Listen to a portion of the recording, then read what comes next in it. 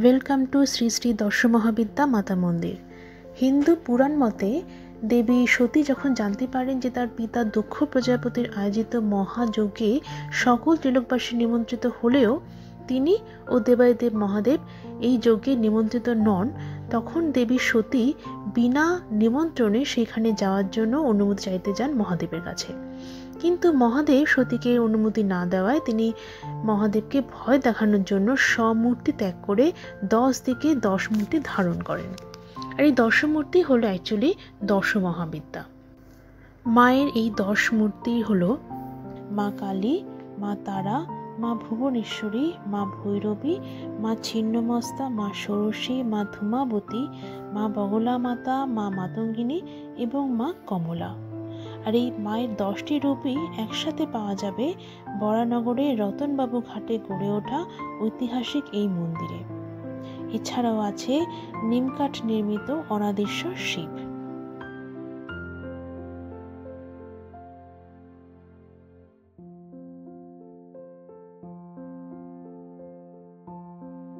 শ্রী রামকৃষ্ণ পরমহংসদেবের পবিত্র পদধূলি ধন্য এই মন্দির। শ্রী শ্রী ঠাকুর এখানে আসতেন বিশ্রাম গ্রহণ করতে এবং তারই আদেশে মথুরাবাবু ব্যবস্থা করেন মায়ের নিত্যভোগের, যে রীতি মেনে আজও দেওয়া হয় মায়ের ভোগ। এখানে মোট 5টি শিব মন্দির রয়েছে এবং মন্দির খোলার সময় হলো সকাল 5টা থেকে দুপুর 12টা পর্যন্ত, আবার বিকেল 4টা থেকে 7টা পর্যন্ত। শ্রী শ্রী দর্শ মহাবিদ্যা মাতা মন্দির থেকে বেরিয়েই ডান দিকে টার্ন নিয়ে একটু এগোতেই আবার প্রথম ডান দিকের একটি গলিতে ঢুকতেই চোখে পড়বে কাশীপুর মহাশ্মশান, যেখানে শ্রী শ্রী রামকৃষ্ণ পরমহংসদেবের শেষকৃত্য সম্পন্ন হয়। কাশীপুর মহাশ্মশানকে বাঁ দিকে রেখে একটু এগোতেই চোখে পড়বে কৌলেশ্বরী শিব মন্দির এবং কৌলেশ্বরী কালী মন্দির। তন্ত্রমতে পূজিত মায়ের সিংহাসনে দেখতে পেলাম 2টি নরমুণ্ড। কৌলেশ্বর মন্দির খোলার সময় হলো সকাল 7টা থেকে দুপুর 1টা, আবার বিকেল 4:30 থেকে রাত 8টায়।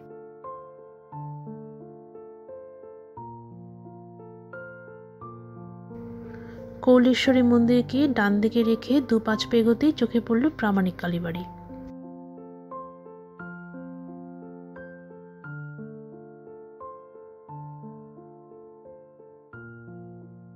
প্রামাণিক মন্দিরের সামনে লোহার ফটক পেরোতেই চোখে পড়ে দুপাশে 2টি ছোট শিব মন্দির।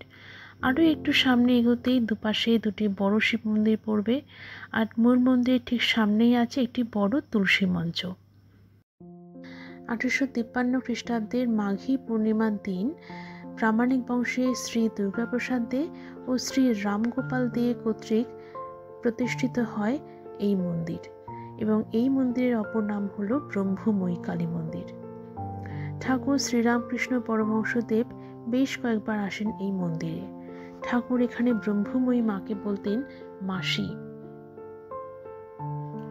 মন্দিরের মধ্যে কোষ্ঠী পাথর নির্মিত মায়ের বিগ্রহটি নির্মাণ করেন পূর্ব বর্ধমান জেলার দাইহাটার নবীন ভাস্কর, যিনি দক্ষিণেশ্বর মন্দিরের ভবতারিণী মায়ের বিগ্রহ নির্মাণ করেন। রানী রাসমণির নির্দেশে দক্ষিণেশ্বর মন্দিরের উদ্দেশ্যে মোট 3টি বিগ্রহ নির্মাণ করা হয়। প্রথম মূর্তিটি নিস্তারিণী নামে উত্তর কলকাতার হাতিবাগান অঞ্চলে শিবচন্দ্র গুহদের মন্দিরে অধিষ্ঠিত, দ্বিতীয় মূর্তিটি প্রতিষ্ঠিত হয় এই প্রামাণিক কালীবাড়িতে, আর তৃতীয় মূর্তিটি মা ভবতারিণী রূপে প্রতিষ্ঠিত হয় দক্ষিণেশ্বরে।